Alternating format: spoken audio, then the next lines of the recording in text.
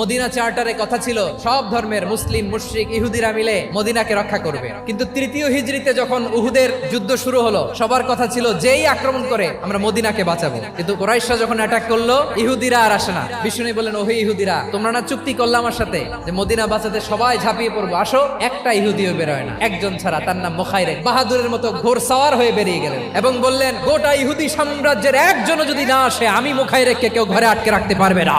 বেরিয়ে আসলেন, এসে বললেন, আমি মুহাম্মদের পক্ষে যুদ্ধ করব। আমি মারা গেলে আমার সম্পদ আমার উত্তরাধিকারীরা পাবে না, আমার সম্পদ তোমরা মুহাম্মদকে দিয়ে দিবা। সুবহানাল্লাহ বলেন। উহুদের ময়দানে 70 জন মুসলমান শহীদ হলো। এই ইহুদি, সেও মুসলমানের পক্ষে যুদ্ধ করে নিহত হলো। মুসলিমদের লাশের পাশে মুখাইরিকের লাশ দেখে বিশ্বনবী মুখাইরিকের প্রতি অনেক খুশি হলেন। আর বিশ্বনবী খুশি হয়ে বললেন, মুখাইরিক, যদিও তুমি ইহুদি, তারপরেও তুমি সব ইহুদিদের মধ্যে সেরা ইহুদি। পড়েন সুবহানাল্লাহ।